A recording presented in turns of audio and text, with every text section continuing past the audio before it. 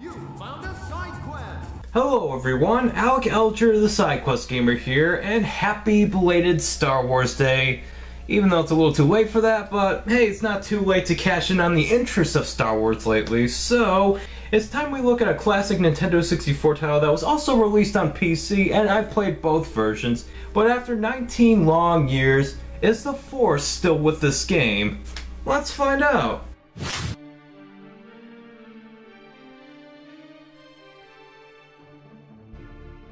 Star Wars games have always had a welcome place in the video game industry, even back in the arcade days where Star Wars the arcade game was popular, and from my understanding, the Atari game is somewhat fondly remembered. It makes sense that a universe with bounty hunters, a Rebel Alliance, Jedi Knights, stormtroopers, smugglers, spaceships, blasters, and lightsabers are already a delightful premise for a video game spanning multiple genres. Some developers have their own ideas as to how a video game version of X-Wings and TIE Fighters would play out. Playing as an X-Wing is an idea that has been executed multiple times with, again, Star Wars the arcade game, and then there was the X-Wing / TIE Fighter series for PC. But in the late 90s, LucasArts was on top, with Star Wars Shadows of the Empire being a hit on the Nintendo 64 in 1996, so of course they would have to follow up that success with another Star Wars game that would exclusively just be about dogfighting, akin to the Battle Health level from Shadows of the Empire, except with more depth. So LucasArts approached German developer Factor 5, who are quite well known in Europe for their Turrican series released on various home computers.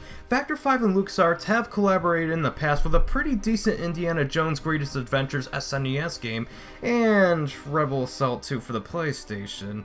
At the time, Factor 5 were working on a new game engine that would enable large 3D terrain maps, which is one of the main reasons why they were entrusted with making this space battle focused game. And when it was finally released in December of 1998, it sold very well, especially on the Nintendo 64. I'm not sure how well it sold on PC, but regardless, 1 million copies sold in America isn't an accomplishment easily achieved. I mean, sure, it helps that Star Wars was in the title, so that'll automatically generate sales, but I like to think that the game offered something no other game offered at the time. And for this review, I will be mostly showing the PC version since its visual clarity is a lot more ideal for recording purposes. I mean, my composite cables are kind of faulty, not to mention composite 480i looks really bad nowadays, and I don't have any upscaling equipment, so we'll make do with the PC version for now, okay? But SideQuest Gamer, you're supposed to play onto original hardware. Shut up. You know how when most games start, they take as long as the first level to really hook you into the game? Some games try to hook you with the start menu, but for Rogue Squadron, it tries to hook you into the game as early as the logos of the publisher and developer. I mean, first the logo explodes, revealing a TIE Fighter was responsible for the explosion. It's being pursued by an X-Wing shooting at it, and below there's some weird looking walking vehicles. Never mind that. But then two TIE Fighters are chasing the X-Wing up in the sky, and in an overhead view reveals some mountains to be a formation of LucasArts. Such a phenomenal, intense orchestra conveying the fast-paced action of this showcase. But then, the music is changed to be just quiet violins as you see the X-Wing being shot at by turrets before the X-Wing fires a proton torpedo. The camera pans overhead, and the area explodes to reveal the Factor 5 logo with a sudden crescendo ending this epic music piece and logo showcase. I've watched this so many times, playing this game over and over as a kid. With other games like Diddy Kong Racing, spinning Rare and Nintendo logos, those kind of dulled out the impact over repeat playthroughs due to the many years of replaying these games. Even with years of not playing them, they just lost that wow factor over time. But this is even better than I remember. This is so impactful because it gives me a taste of what I'm to expect of the graphical gameplay and especially the sound quality for the rest of this game. Then there's the start menu, which is either Luke Skywalker on the ladder next to his X-Wing, or if you're playing the PC version, this. I mean, it's still cool, I guess. And when you get to the level select, you notice it's just holographic images serving as a mission select. It gives it a nice futuristic vibe which fans of Star Wars may appreciate. So you begin the first level ambush at Mos Eisley with a Star Wars intro text crawl, with music that sounds not as good as the movies but surprisingly close. It tells of the events that happened, and then a cutscene shows of several X-Wings talking with one another, with not the best sounding voice clips by today's standards, nor even back then since CD quality was still still nagging at Nintendo's short-sighted decision to still use cartridges. Take an early morning run over Moss Isley with Wedge Antilles, but keep your eyes open for any suspicious activity. I think this sector's secure. Let's take one more pass and get back to base. Thank goodness they went with a disc format for the next 3 consoles, and then they went back to cartridges. Some things just never changed, Nintendo. The high-quality soundtrack and voice clips, for Nintendo 64 standards, are the result of Factor 5's ingenuity, as the Nintendo 64 sound drivers wouldn't be able to handle this, so instead Factor 5 developed and used this tool known as MOSYS Effects Surround, which would use Nintendo 64's processors, but they also had advanced compression techniques used to produce all of this stereo sound. It's not like other Nintendo 64 titles have come close to this, but for a cartridge game with high-quality instrument samples and voice acting, that is an impressive feat for a cartridge game. And the wow factor doesn't end there, as you begin the Moss Isley level and this 3D space is just massive.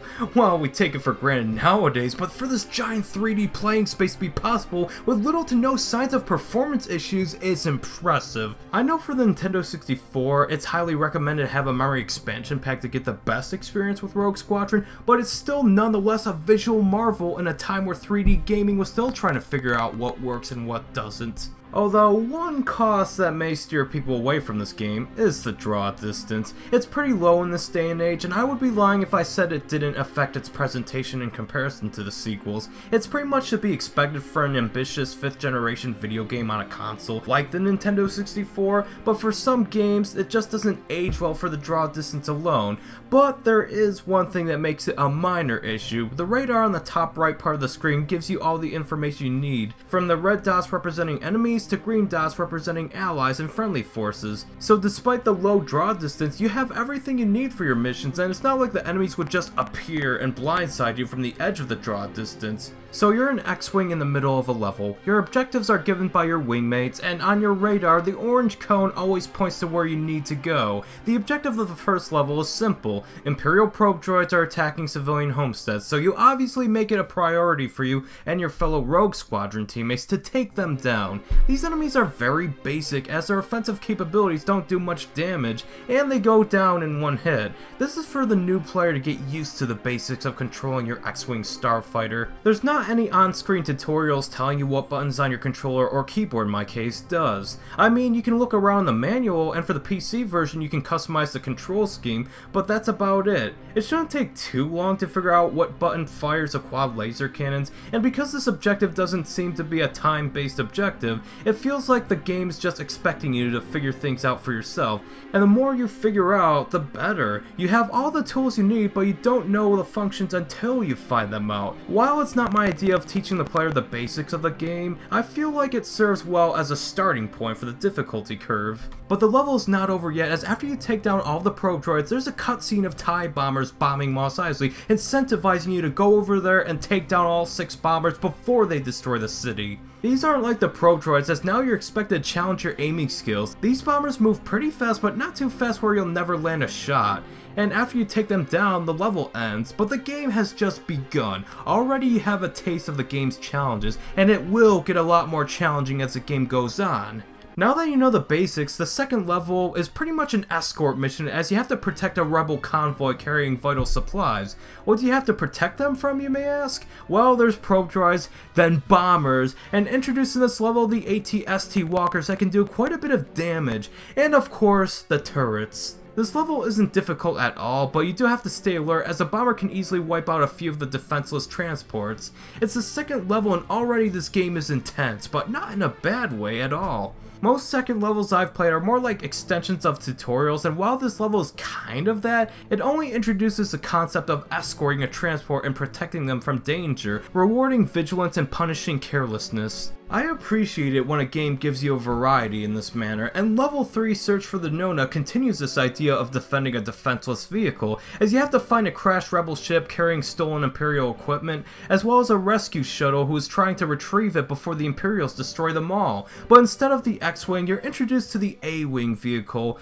which has dual laser cannons and is pretty fast. However, unlike the X-Wing, its shields are weak and there's no R2 unit that will repair the shields over time. The laser cannons do seem to lock onto enemies like the new TIE interceptors that will be quite the nuisance given how powerful they are, so you fend off the walkers, tanks, TIE interceptors, and especially the bombers, and after that you escort the shuttle from a barrage of TIE interceptors, which aren't too hard to take down. But these obstacles serve well in introducing you to controlling the A-Wing, as it's not going to be the last time you use it. But moving on to level 4, Defection at Corellia, this gives more insight onto how the Rebels gain membership, despite the Imperials' tyrannical rule. How do Rebels gain members when the entire galaxy is after them? Well, that's easy. Just go on social media. You'll find an echo chamber full of people who hate the Empire. Well, some Imperials defect and Crixmadine wants to do exactly that. But surprise, surprise, the Imperials know, and there were even probe droids sent out to a Corellian city. It's your usual take down the bombers and probe droids mission, but this is the first level you use your snowspeeder. It's not like the A-Wing or X-Wing that have a missile-like secondary weapon, as the snowspeeder's gimmick is the tow cable. Why do you need it? I'll tell you why.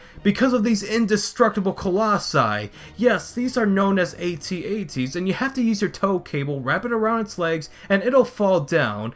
And it's kind of funny and a nice callback to Empire Strikes Back. But this is kind of time consuming, which makes the situation more tense as there are bombers around that you don't want to destroy the object you have to defend, and the rest of the level is pretty much that. Protecting another building, taking down another walker, it's pretty standard at this point. Good thing the 5th level, Liberation of Gerard 5, is reintroducing the X-Wing. There's no convoy to escort or friendly force to defend. Basically, a cowardly Imperial governor is taking all the city's treasures and making their escape while the people are rebelling against the Empire.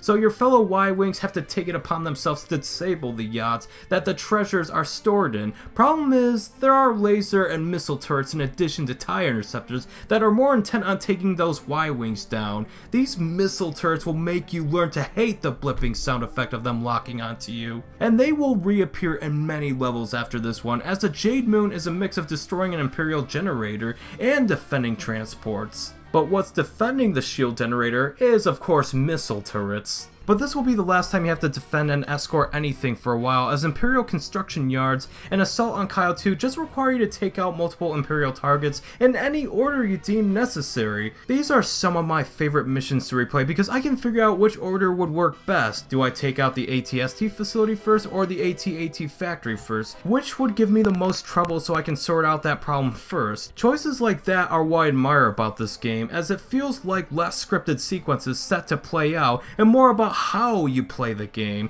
It's not like you finish an objective and then a cutscene plays forming a new objective. Kyle 2's cutscene only reiterates the existing objective. Kyle 2 also serves as a level where you grow accustomed to the newly introduced Y-Wing. It's a rebel craft that serves as a bomber, and it's really useful for these types of assault missions thanks to it carrying 20 bombs. You've seen it before 3 missions ago, but this is the first time you actually get to play as one. But the drawback is that it's pretty slow. It can be tricky trying to escape a pursuing TIE interceptor, but at least it can take a lot of enemy fire, and it has an R2 unit to repair shields. Its primary weapons are kind of weak, and since the Y-Wing is more of a situational vehicle, it works best against landborne enemies and enemy fortifications. But surprise, surprise, your squad mate Wedge gets shot down and captured by the Imperials, so these next 2 missions take place on the same planet, the prison mining colony of Kessel. The first mission just has you disable the train with your X-Wing's ion cannons, while the second mission is you escorting a shuttle to rescue other rebel prisoners in what is probably the longest mission in the entire game. This game, while it's a lot of fun, this is where the game kind of pads itself out. I mean, why not just combine the 2 missions where you rescue Wedge and then just have a shuttle come in and announce its plans to rescue more rebels, and you defend it for like 1 or 2 facilities it has to land at instead of 4. That would have achieved the same result. Luckily, we returned to the A-Wing on a mission to take out all of the Imperials to ban gas containers, but what makes this an interesting and refreshing challenge is how you avoid hitting the civilian gas canisters, which is easier said than done. With obstacles like turrets and TIE fighters and interceptors patrolling the area, your A-Wing with previously established weak shields has quite the task ahead of it. But regardless, I really like this idea due to the refreshing take on the assault mission. But after this mission, this game spikes in difficulty and can get really insane with what you have to do. The game expects a lot from the player at this point.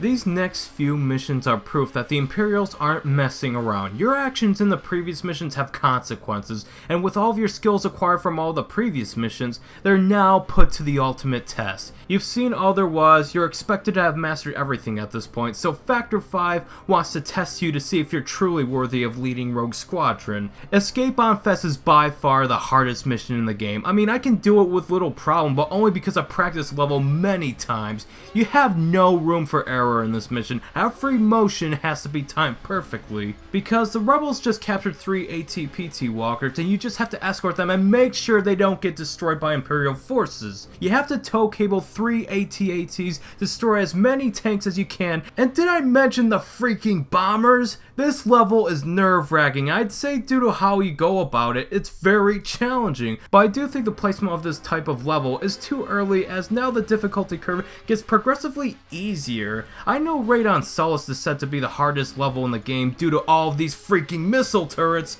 but stay low near the ground and just shoot them with your normal lasers, and a once hard level is actually not too difficult now. I've seen some people try to take out the missile turrets with the bombs, but I don't recommend doing it that way, as you'll just get shot down easily. But because this is an assault mission, Radon Solace's objective is non-linear in the sense you can choose which shield generators you want to take out first, and which areas have the least amount of enemies or most amount of enemies. It depends on what problem you want to tackle first. But the reason I say it's not as challenging as Escape on Fest is because it's not as demanding, and you can take your time provided you stay alive. And then the 15th level happens, being the penultimate final main level, was built up all the way back from Talaran when the game's antagonist Moff Sirin had his forces capture all the Bacta supplies, and your goal is to take out all the bunkers, bombers, and interceptors. This level can be very challenging because there's a few interceptors that follow you and are really tricky to take down. If that wasn't enough, then there's the battle against Moff Sirin's shuttle that's armed with homing missiles.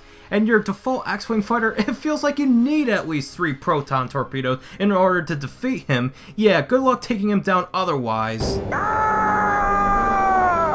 But after that battle, that's pretty much the end, except there's one more mission on Calamari that's pretty easy if you ask me. It flashes to the future in a time after the Battle of Endor, in other words, after the original movie trilogy. The Empire has resurfaced with a mysterious new leader. It's Supreme Leader Snoke, isn't it? Oh wait, I forgot, this is a wrong continuity. This level introduces the V-Wing and it's overpowered and I love it. For one, you can use the rapid fire and deal some serious damage. Just look at this World Devastator that's built up to be more powerful than even the Death Star. I just took out their leg propulsion units out easily. And of course, the Cluster Seeker missiles make really short work out of the new TIE fighters. Seriously, this vehicle is awesome. I love it. So, that's the main campaign of Star Wars Rogue Squadron, and after 19 years, I can most definitely say it still holds up very well. Minus the low draw distance, of course. The controls are very smooth for all the shifts, and the challenges are genuine and not based on cheapness, although I recommend the Nintendo 64 version if you want it to stay that way. The PC version looks much better, and thanks to the Steam version has higher resolution options. However, the camera sometimes falls behind, which didn't stop me from getting all the gold medals on my first save file, but I shouldn't have to reposition the camera with the switch camera option constantly. That is kind of annoying. There's also instances of minor frame drops. I'm not sure if that's a result of my machine being too advanced for the game, but it's noticeable especially with the later missions. But as a self-proclaimed side quest gamer, are the gold medals worth getting in this game?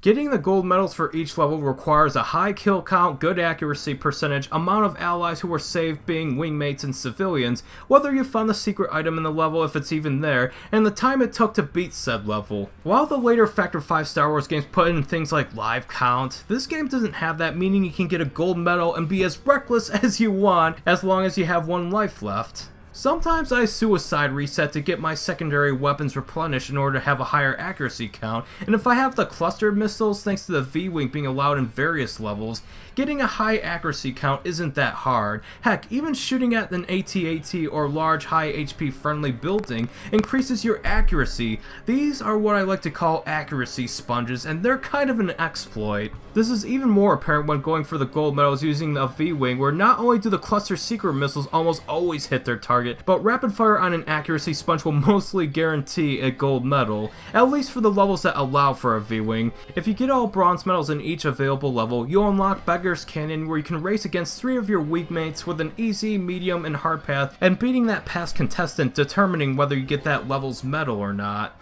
It's a fun Easter egg, especially for film fans.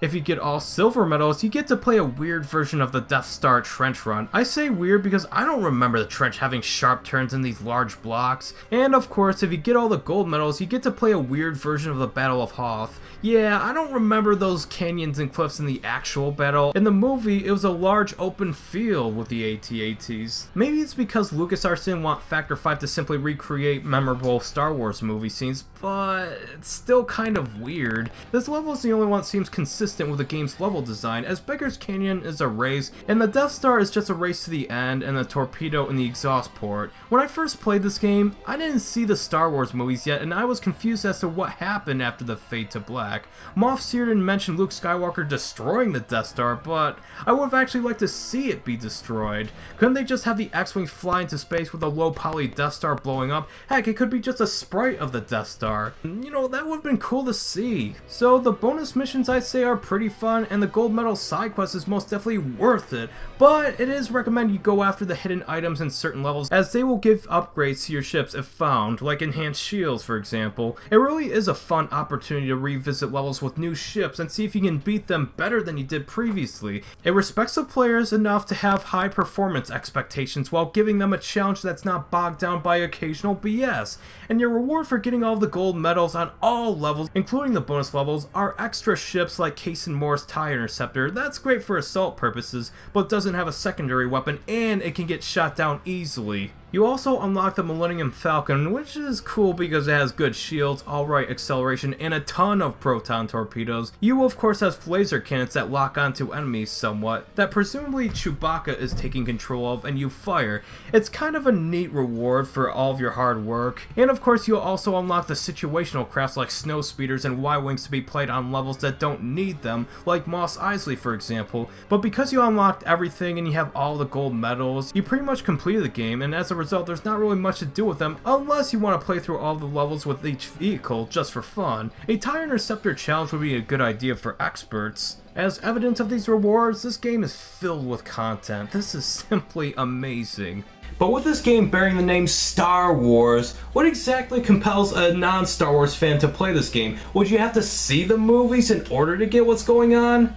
The answer to that is kind of yes, but mostly no. Yes, because this game takes place after A New Hope, and the game just introduces the Empire as this evil you have to fight against because reasons. Not that the first movie did a good job of that either. The Empire just happened, but the game does show you how powerful they really are, showing that they're a threat that needs to be taken down. But whether you have to see the movies before you play the game, mostly no. You'd appreciate the game more if you did see the movies first, but as a self-contained story, it works tying into the gameplay. The game begins with a movie-style text scroll talking about the game taking place 6 months after the Battle of Yavin, and this thing called the Death Star was destroyed.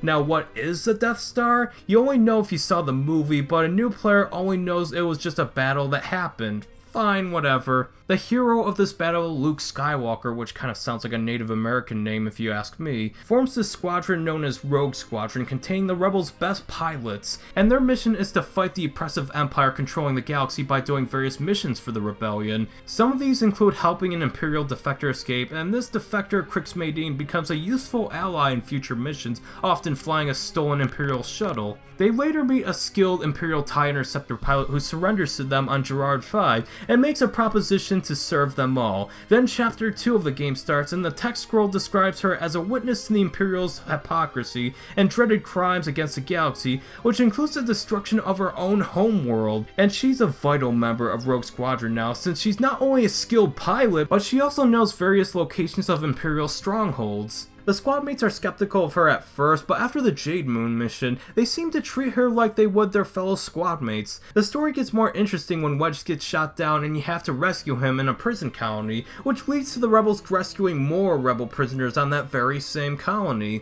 Missions like these just make you feel like a hero, fighting against all odds just to make the galaxy a better place. But 11 missions in and we hear about this new threat known as Moff Cyrdan, who is a high-ranking Imperial officer that is consolidating his power to take over Thyfera and the rebel Bacta supplies. But in hopes of not letting this happen, the rebels do various missions from destroying the Imperial Tabana gas platforms, stealing ATPTs, and destroying the Fest research facility. We don't meet him until he attacks Chandrila as revenge for all these rebel victories. He flies an Imperial shuttle more often than not, but he's so conniving. You no longer harbor any loyalty to our Emperor? Defecting to the rebel terrorists shall be your undoing, Caton. Unfortunate to lose such a fine officer, but the weak will die off to make room for the strong. It is the way of the universe.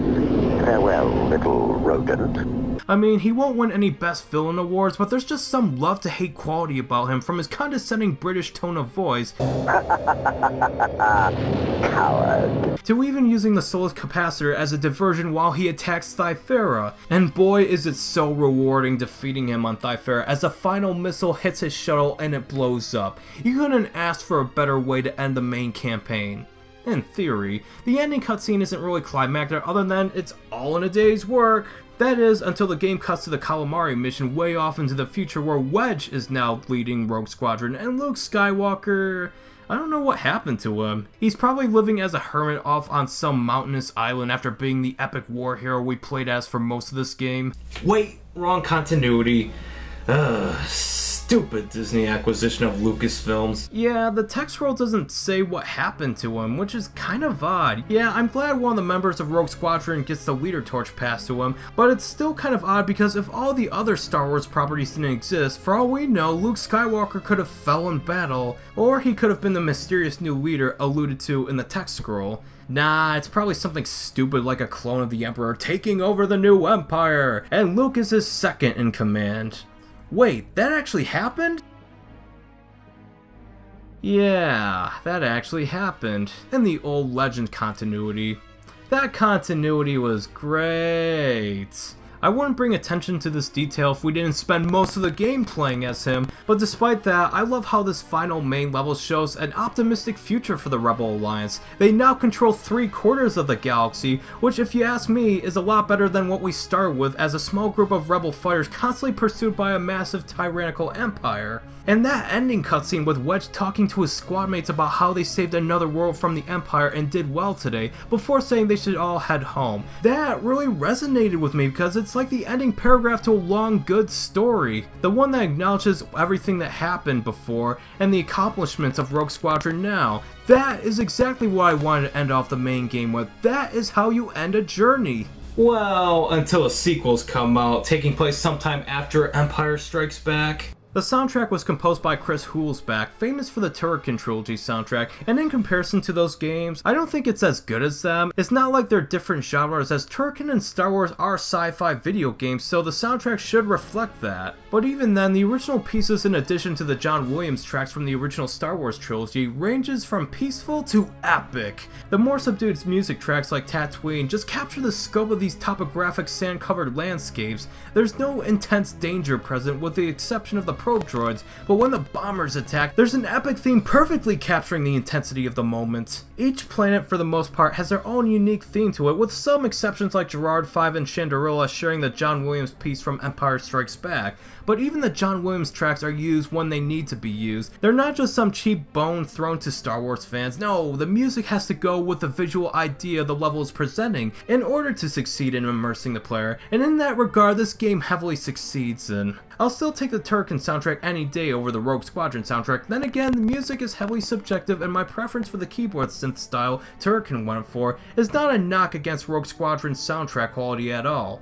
And with that being said, Star Wars Rogue Squadron is still the content-rich, well-crafted video game that age has surprisingly not held back. Looking at this game 19 plus years later, this game has aged about as well as a 50-year-old marathon jogger. You may see signs of age based on appearance alone, but it still performs well and it's still needed since not many games play like this. The last game that played remotely close to it was Lair, also developed by Factor 5, and knowing the general consensus of that game, that probably killed off any chance for a Rogue Squadron style game to ever return to store shelves. At least the first game is on sale for PC for all to experience, but again, if you can tolerate readjusting the camera as soon as it falls behind, then you're in for a treat. I still say invest in some upscaling equipment and play the console version instead. There's definitely some truth that the Star Wars movies were revolutionary in the film industry, but sometimes a tie-in game that is made with a sole intent to sell copies and market on the Star Wars name can reinvent and challenge the norm of game design. Like how's Rogue Squadron changed how we play 3D games from being one of the first to use the Nintendo 64 memory expansion pack, making it perform well on console, to the MOSYS effects surround tool used for later games like Pokemon Stadium, a game filled with clear voice clips and good instrument samples used for the soundtrack. While Rogue Squadron is somewhat forgotten in this day and age, I do hope that I at least convince a few of you to seek it out and give it a try. It is easily one of the best games on Nintendo 64, even if we're going by today's standards it's that good. Heck, I dare say it's one of my favorite games of all time. So overall, Star Wars Rogue Squadron is excellent on the Nintendo 64, but the PC version, however, is very good, just due to the camera issues kind of holding it back. But it's still very good nonetheless, and I'd recommend you play that if you can't find the Nintendo 64 copy anywhere. With that being said, thank you all so much for watching, and remember to stay awesome, and may the Force be with you. And also, to whoever owns the Star Wars video game distribution license, why isn't Star Wars Battle for Naboo on Steam? It was also on PC, and it was made by the same developer, being Factor 5, so that's kind of a missed opportunity.